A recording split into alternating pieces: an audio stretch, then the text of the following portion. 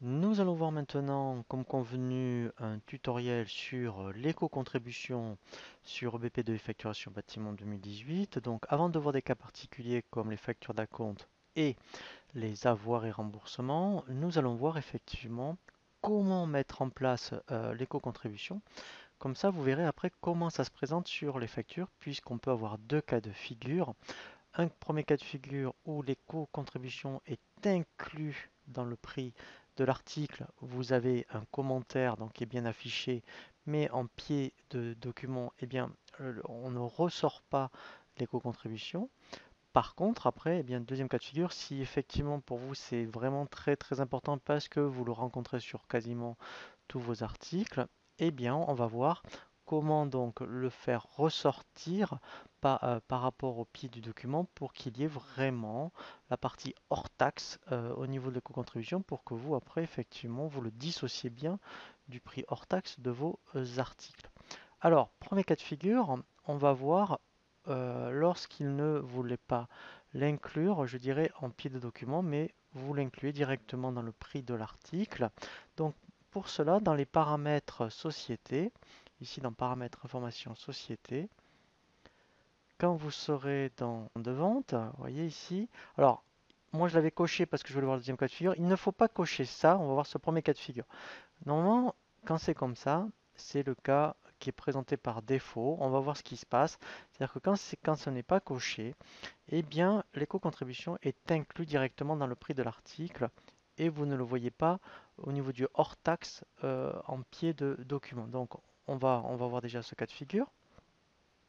Donc, première étape. Ensuite, il faut bien mettre en place les barèmes éco-contribution. Donc, toujours dans paramètres, eh bien ici, vous allez avoir, vous voyez dans le dossier taxes, barème éco-contribution. Ici, vous avez déjà eh bien, des barèmes proposés par EBP. Alors, vous pouvez créer, je dirais, vos propres barèmes, mais sinon, effectivement, en fonction de votre activité, peut-être que vous allez déjà trouver eh bien, votre barème vous concernant. Donc, par exemple, vous voyez donc, vous faites des prestations de réparation sur du petit appareil ménager et que vous vendez. Donc, en fait, eh bien, on peut prendre ce barème-là, vous voyez, voilà. Sinon, après, vous le créez de toutes pièces, hein, voilà, donc vous créez le code officiel, le libellé, le montant hors taxe et le montant TTC. Et là, vous mettez bien en description, je dirais, quel type de barème ça concerne. Donc, une fois que vous avez créé ici ou, je dirais, choisi le barème qui vous convient. Donc, moi, je l'avais fait pour du gros appareil ménager pour des radiateurs électriques, des radiateurs électriques. Donc, ensuite, là, c'est vraiment intéressant et bien de créer des familles articles. Donc, ensuite, dans les familles articles, vous voyez, moi, j'ai créé une famille radiateur électrique. Pourquoi?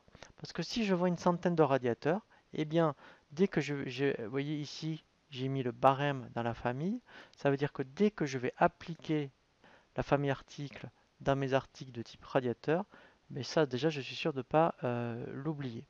Donc ça c'est vraiment très utile. Et ensuite effectivement, donc on crée un article de type fourniture. Donc là je l'avais déjà fait. Voilà, donc ce qui est très important c'est de rattacher ici la famille. Donc vous remettez votre descriptif, hein. Donc là, je vous invite vraiment à consulter le tutoriel sur les articles par rapport à la fourniture. Vous mettez ici votre prix de vente. Et en fait, après, ce qui est intéressant, vous voyez, c'est que là, au moins, on est sûr de ne pas l'oublier. Le barème éco-contribution, eh bien, en fait, il est déjà appliqué parce que j'ai rattaché la famille. Sinon, ici, vous vous rendez compte, si vous avez 500 radiateurs, 500 fois, il faudra bien penser à rattacher l'éco-contribution.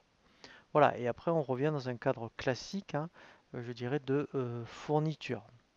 Donc, une fois que vous avez bien appliqué la famille à l'article, eh bien, on va faire une facture. Donc, moi, j'ai fait les deux types de factures.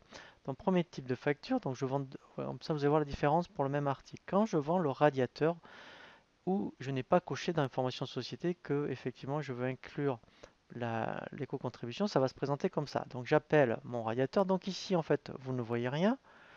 Vous voyez déjà dans le récapitulatif, vous voyez ici, il le reprend. Mais c'est quand on fait un aperçu. Voilà. Quand on fait un aperçu, ça va se présenter comme ça. si dans les informations société, je ne coche pas les deux options d'inclure l'éco-contribution, donc il va bien le mettre ici, il fait ressortir le hors-taxe ici, donc c'est compris dans le prix là, voilà, et en fait, voilà, ici vous voyez que il ne fait pas ressortir le hors-taxe à ce niveau-là, et là il dit dans 1 euro, vous voyez, d'éco-contribution. Donc ça, c'est le premier cas de figure. Et vous, si vous voulez vraiment le faire ressortir à ce niveau-là, il faut donc revenir dans les informations société. On revient donc dans les options générales du document de vente. Ici, il faut cocher inclure le montant total de l'éco-contribution et là qu'il le calcule. Voilà, comme ça, il va bien le faire ressortir. Donc, quand vous cochez ces deux options, eh bien en fait, quand on refait une facture pour le même article, on va obtenir celui-ci. C'est-à-dire que quand on appelle l'article, il ne se passe rien. Voilà, vous voyez, il y a juste pareil récapitulatif, on a toujours 1 euro, ça n'a pas de problème. Mais c'est quand vous allez faire l'aperçu, en fait ici, donc là, vous voyez, c'est plus du hors taxe, mais il dit que donc là, il met que c'est 1 euro qui est inclus. Et donc du coup, ici, il va bien faire ressortir, vous voyez, le hors taxe. Voilà, et là, ça c'est vraiment bien. Vous voyez, donc en plus, vous avez un récap pour l'article et vous avez un récap ici pour l'éco-contribution. Voilà, donc c'est vraiment très bien fait. Donc en fonction du cas de figure, eh bien, soit vous cochez ou pas les options dans les informations société. Je vous propose maintenant un nouveau tutoriel sur tout ce qui va concerner les factures d'acompte.